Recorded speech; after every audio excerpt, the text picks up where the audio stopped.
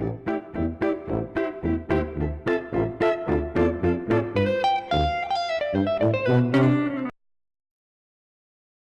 morning, and welcome to Keeping Up with the Climate.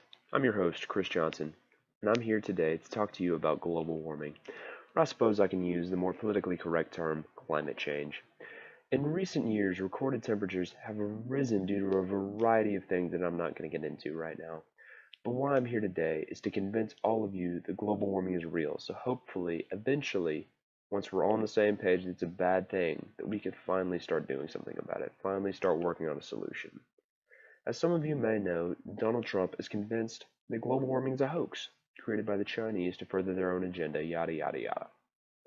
Cambridge University, a respected source, I think we can all agree on that, disagrees.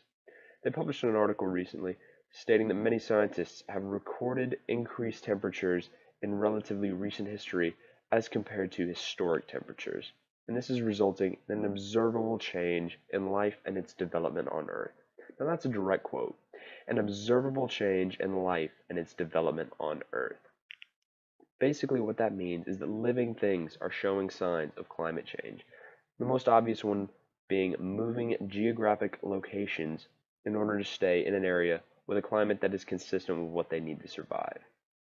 Cynthia Rosenzweig, a senior research scientist at the NASA Goddard Institute, wrote about the study of animals moving locations because of climate change. Now, this is a direct quote from an article she wrote.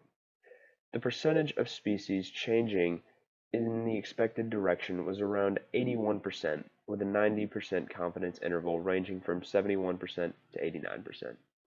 In layman's terms, this is the statistical meta-analysis data on the studies showing that animals and organisms are moving either up in latitude or up in elevation to stay in the same temperature range that they're used to and that they need to survive.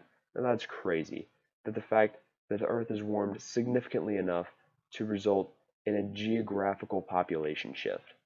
And it's not just living things that are changing. Even storms are changing. Now think about it. In the last few years, hurricane frequency and intensity has increased to the point of being more horrible and damaging than usual.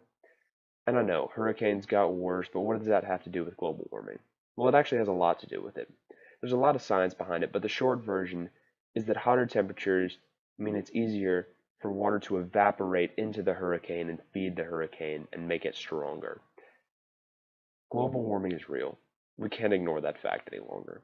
It's manifesting itself in obvious ways and making real impacts on people's lives and the lives of every living creature living here on Earth.